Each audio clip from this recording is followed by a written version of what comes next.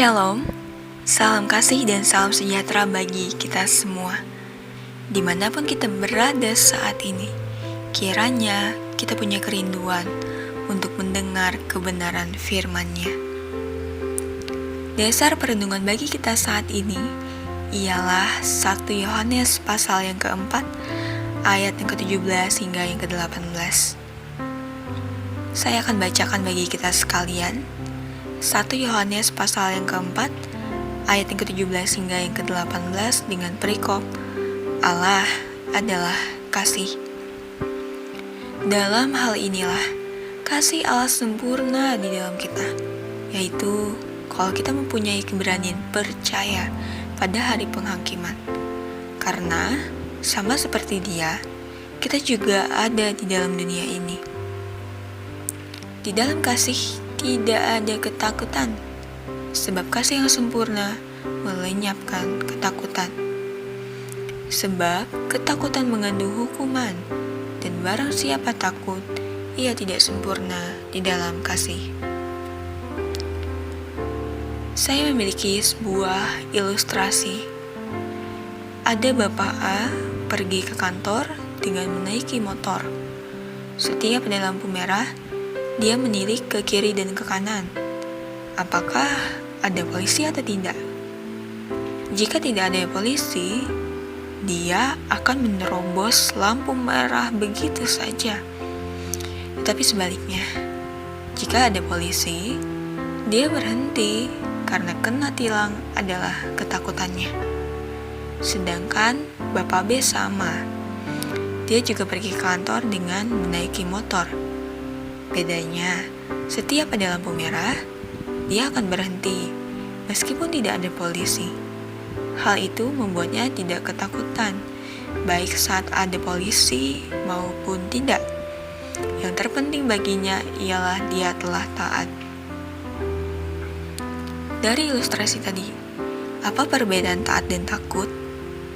Perbedaannya ialah alasan dibalik mereka taat atau takut. Lalu, apa kaitannya dengan nas renungan kita saat ini? Berbicara tentang kasih, kita dapat memeriksa diri kita kini. Selama ini, apa hal yang mendorong kita dalam mengasihi sesama? Apakah kita mengasihi karena ada ketakutan? Kalau di hari penghakiman Allah nanti, kita ditemukan membenci orang lain. Atau karena memang kita mengasihi sebagai bentuk ketaatan kepada Allah? Apa perbedaan antara keduanya? Yang pertama, kasih karena ketaatan. Ketika orang itu benar-benar taat, dia mengasihi bukan karena merasa terpaksa. Dia tidak menganggap hal itu beban, dan dia memilih mengasihi, ya bukan karena ketika membenci, dia akan menerima sanksi atau hukuman.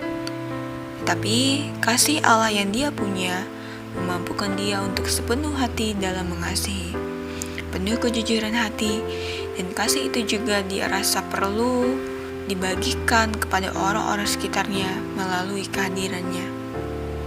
Jadi ketika kita menghargai kasih yang Allah berikan, kita akan berani percaya bahwa Sang Hakim di hari penghakiman mengerti semuanya, bahwa kita adalah anak-anak yang telah menjadikannya teladan hidup. Kita tidaklah menghadapi hari penghakiman dengan penuh ketakutan, karena kasih-Nya membuat kita berani percaya bahwa Allah menjamin kita diselamatkan. Yang kedua, kasih karena ketakutan. Kasih karena ketakutan hanya membuat kita mempertanyakan kebenaran kasih itu sendiri dan menjadikannya sekedar pilihan. Ketakutan hanya memicu kita untuk memiliki kasih yang palsu, kasih setengah hati, dan kasih yang terpaksa untuk ditunjukkan. Jadi, hal itu menghalangi kita memiliki kasih yang sempurna. Kasih dan ketakutan tentunya adalah dua hal yang bertentangan.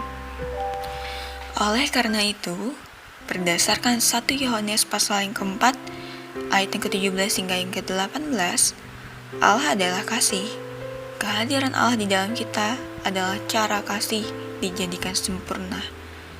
Dialah Allah yang mengasihi kita, dan Dia membuat kita mengalami kasih itu sendiri, melenyapkan ketakutan, dan memampukan kita membagikan kasih itu kepada orang lain.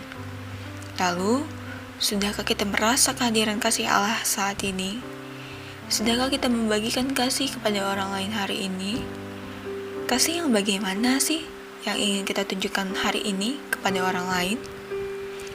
Kiranya kita yang dipenuhi kasih Allah dimampukan dalam berbagi kasih hari ini. Tuhan Yesus memberkati. Mari kita berdoa. Kami naikkan syukur kami kepadamu, karena sesuai kebenaran firman hari ini, kami mengerti bahwa Engkau telah terlebih dahulu mengasihi kami. Tolong mampukan kami mengasihi orang-orang sekitar kami. Ajarlah kami melakukannya dengan setulus hati, sepenuh hati dan penuh kejujuran hati. Kami menyadari bahwa kami mampu mengasihi bukan sebagai bentuk ketakutan, tetapi karena kami taat kepadamu, mengikuti teladan-Mu. Setelah ini, kami akan kembali ke aktivitas kami sehari-hari. Kiranya Engkau yang penuh kasih menyertai kami, memberikan kami kekuatan dan juga semangat. Kiranya Engkau menjadikan kami saluran berkat. Begitu juga orang-orang di sekitar kami yang kami temui hari ini. Kiranya melalui kehadiran kami, mereka dapat merasakan kasih yang nyata. Amin.